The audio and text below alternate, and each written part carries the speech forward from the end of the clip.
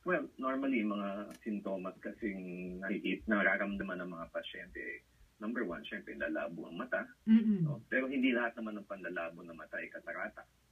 So, pwedeng, well, yung mga classical symptoms would be yung kulay, nagiging faded na. Ganon. Ngayon, iba naman pag nagmamaneho, kaya sa gabi, mabilis masilaw sa mga ilaw, no? Ilaw ng kotse, mga sasakyan, or sa mga poste. Any type of light, medyo nasisilaw sila agad, especially kahit sa araw. Tapos, karamihan din, pag umaga, mas silaw, mas hirap makakita kaysa sa gabi. Yun, isa pa rin sa mga classical symptoms, yung gano'n, no? But mainly, yun, nag-fade yung kulay na dumidilim ang paningin para mausok, maulap ang nakikita. Karamihan yun ang mga nararamdaman ng mga pasyente.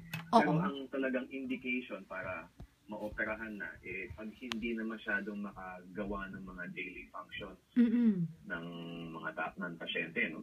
Yung simple na mga activities na hindi na nila magawa dati, hindi na magampanan, like pagbabasa, or pagpananahe, or simpleng panonood ng TV, medyo hindi na na-accomplish, hindi na nagagawa.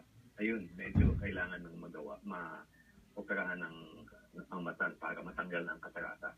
Meron din bang floaters, Doc? Yung parang may mga lumulutang dun sa kanilang paningin? So, iba naman yun. Yung floaters, kasi ang katarata nasa bandang harap ng mata. Ang floaters, nasa likod yan ng mata. Yung parang ang tawag ng vitreous cavity. Those are actually called vitreous floaters. No? Parang mga pigments yan na lumulutang-lutang lang dun sa ating vitreous cavity, which is made up of a collagen, parang gel-like material. Yun, ngayon, parang may mga floaters na tinatawag, parang mga pigments na nandun lang, o kaya mga medyo nag-solidify na collagen fibers. So, nandun lang, lumulutang-lutang lang siya dun sa likod ng mata. May mga drops para dyan, pero hindi naman naalis 100%. But hindi naman masyado sagabal yun sa paningin. Ako, I have a lot of floaters. Pero ang masama lang na floaters, no, yung parami ng parami. That's a bad sign. There could be something going on sa likod ng mata na kailangan matugunan. Kailangan ma-address. So, maganda, basta may konti nakikitang floaters, maganda magpatingin na rin para makita kung saan nanggagaling yung mga floaters na yun.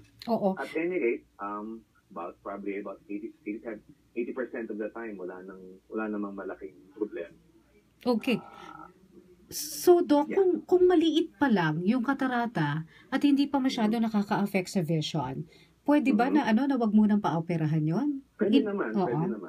So, iniintay ba talaga yung paghinog muna, Doc, before operahan? Well, yung old school of thought kasi, noon, inaantay mahinog. Kasi at the time, technology hindi pa ganun kaganda para mabigyan ng magandang paningin ang mga pasyente, yung kapalit ng katarata, ang kapalit na lenteng ilalagay, hindi pa ganun kaganda noon.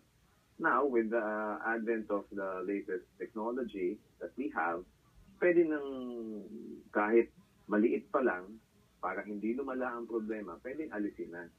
So, ayaw natin palalain to the point na hindi na nakaka-function ang pasyente. Ang gusto natin, tuloy-tuloy lang ang kanilang pag-function, na hindi nakakasagabal at hindi na rin lalala ang problema. Kasi pwedeng magkaroon pa ng iba pang problema with the cataract, pwedeng magkaroon ng glaucoma, glaucoma attack because kumakapal ang katarata. So we don't want that. Yun halos nakakabulag eh. So before that happens, uunahan na natin ang cataract. Tanggalin na kaagad, unahan na natin yung pagdating ng glaucoma para mabawas-bawasan yung chances of having a glaucoma attack. Pati ba yung vision mo sa color, yung perception sa color nagbabago rin because of cataract? Oh, well, yes. Habang kumakapal ang katarata, yung kulay hindi na nagiging matingkad. Nagiging faded yung kulay. Yung pula, nagiging drab na yung kulay. Green, iba na yung nakakita mo, hindi na talagang green. Faded lahat, in other words. Parang naging from bright colors, medyo naging pastel. Parang gano'n.